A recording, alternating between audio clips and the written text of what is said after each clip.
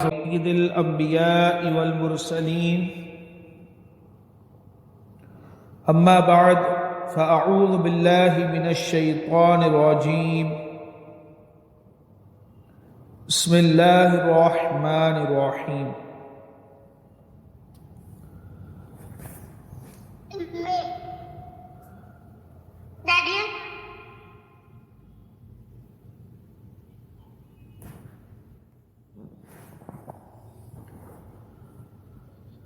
کہتے ہیں حمید بن عبد الرحمن کہتے ہیں کہ میں نے حضرت امیر معاویہ رضی اللہ تعالی عنہ کو بحالت خطبہ یہ کہتے ہوئے سنا کہ حضور نبی اکرم صلی اللہ تعالی علیہ وسلم فرماتے تھے، حضور کا فرمان ہے، اللہ تعالی جس کے ساتھ بھلائی کا ارادہ فرماتا ہے، اللہ تعالی جس کے ساتھ بھلائی کا ارادہ فرماتا ہے اس کو دین کی سمجھ عطا فرماتا ہے۔ اللہ تعالیٰ جس کے ساتھ بھلائی کا ارادہ فرماتا ہے اس کو دین کی سمجھ عطا فرماتا ہے، اور میں تقسیم کرنے والا ہوں اور اللہ تعالیٰ عطا فرماتا ہے۔ میں تقسیم کرنے والا ہوں، اللہ تعالیٰ عطا فرماتا ہے، اور اس امت کی ایک جماعت، یہ حدیث پاک میں تین الگ الگ چیزیں ہیں، تین جوز ہے، تین حصے ہیں۔ پہلی بات کہ اللہ تعالیٰ جس کے ساتھ بھلائی کا ارادہ فرماتا ہے اس کو دین کی سمجھ عطا فرماتا ہے۔ دوسری بات میں تقسیم کرنے والا ہوں اور اللہ تعالیٰ عطا فرماتا ہے۔ تیسری بات، اور اس امت کی ایک جماعت ہمیشہ اللہ تعالیٰ کے دین پر قائم رہے گی، ان کے مخالفین ان کو کوئی نقصان نہیں پہنچا سکے گا۔ مخالفین چاہے کتنی کوششیں کر لے ان کو کوئی نقصان نہیں پہنچا سکے گا، یہاں تک کہ اللہ کا امر آ جائے۔ اس حدیث کے تین جز ہیں۔ پہلے جز کا مطلب یہ ہے کہ اللہ تعالیٰ جس شخص کو دین میں فقیہ بناتا ہے،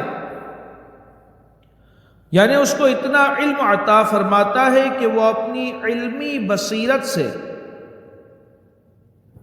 دین کو ایمانی معرفت کے ساتھ سمجھنے لگتا ہے، تو پھر یہ سمجھ لینا چاہیے، بلکہ یقین کر لینا چاہیے کہ اللہ تعالیٰ نے اس شخص کے ساتھ بھلائی فرمانے کا ارادہ فرما لیا ہے۔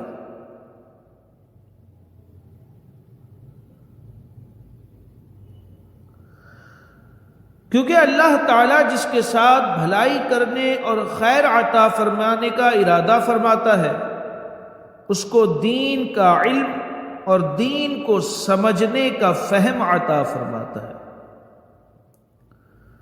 وہ مسائل کو معرفت کے انداز میں سمجھتے ہیں، ان کا سمجھنے کا انداز یہ ایک الگ نرالا ہوتا ہے۔ اس حدیث کا دوسرا جز یہ ہے کہ میں خدا کی نعمتوں کو تقسیم کرنے والا ہوں اور اللہ تعالی نعمتوں کا عطا فرمانے والا ہے۔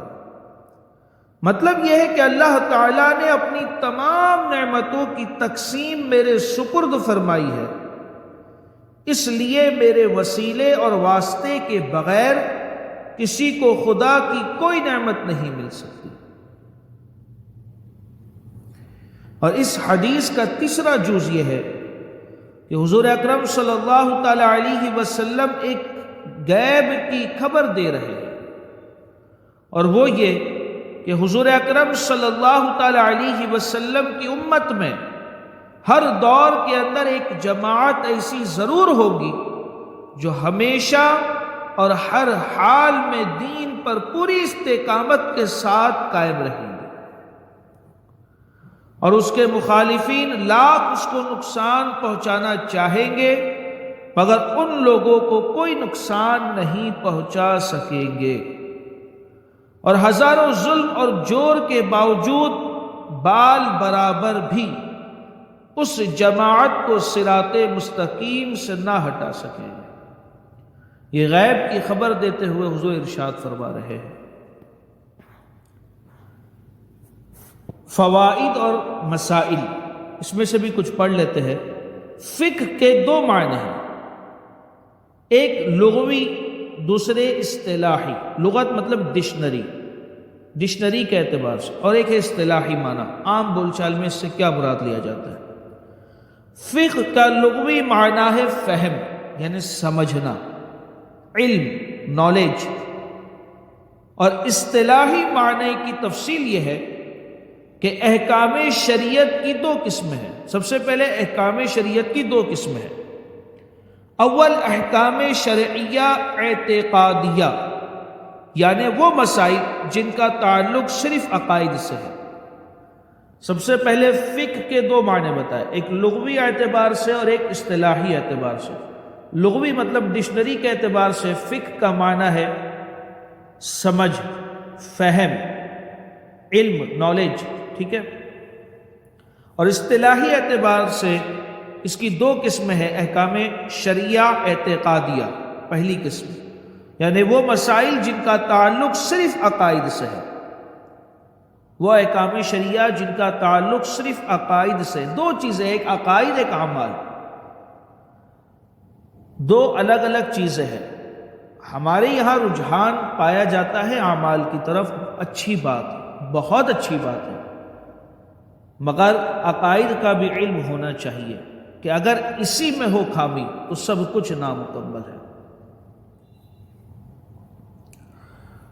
اول احکام شرعیہ اعتقادیہ، وہ مسائل جن کا تعلق صرف عقائد سے ہے، جیسے توحید، رسالت اور قیامت وغیرہ پر ایمان لانا۔ دوم احکام شرعیہ عملیہ،